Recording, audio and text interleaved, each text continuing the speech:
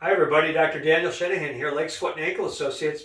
Thanks again for checking out our YouTube channel and our videos. We always try and make them very informative so you learn something and can pass it on from there. As always, please click on the subscribe button, click the like button, or leave a comment. Therefore, we know that you're watching and that you have any questions or details we can help address. So we appreciate your support on that. This real quick video is about basically how to check your feet, because we really emphasize that to diabetics all the time about checking their feet on a daily basis, but really everybody should, kind of common sense. But how do you do it? If you can't really turn yourself upside down and look at the bottom of the foot or look between the toes, what are you looking for? How do you do it? Well, for our diabetics or our senior patients that might not be so flexible, what we often recommend is getting a mirror and putting it at 45 degrees leaning against a wall. So therefore, when the mirror is leaning against the wall, they can put their foot up to the bottom of that mirror, or the mirror, so they see the bottom of their foot, and they can do a quick examination. Of course, hopefully they don't have vision problems and things like that. If you do, then you're depending on maybe a family member or friend to do a daily check and so forth.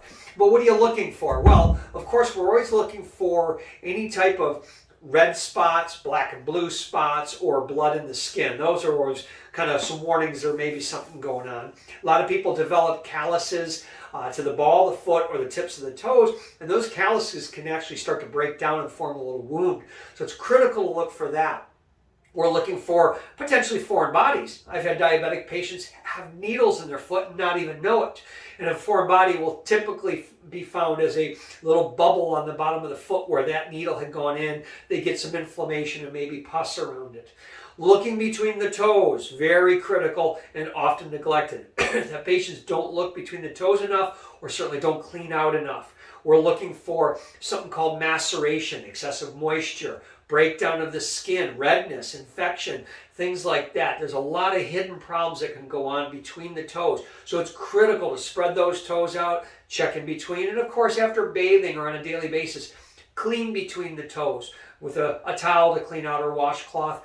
I even recommend some patients take an alcohol swab and floss between the toes. When you floss with that alcohol swab, you're cleaning debris, you're drying up the area and making it a lot safer, okay? So those are ways to check your feet, obviously looking down at the top of them for any sort of cuts and bruises and so forth. But the simplest thing is a mirror for a visual check, or having a friend check the bottom for any sort of problem areas or in between the toes. Real critical spot. So hopefully that's just a simple reminder, mostly common sense, but those are our little pearls that we tell patients to do so they check their feet on a daily basis, because we don't want you having any problems. But if you do, Dr. Petronella and I are here to help you. So call our office, go to our website, set up an appointment. We'll be happy to help. Have a fantastic day. Dr. Daniel Shanahan, Legs, Foot and Ankle Associates.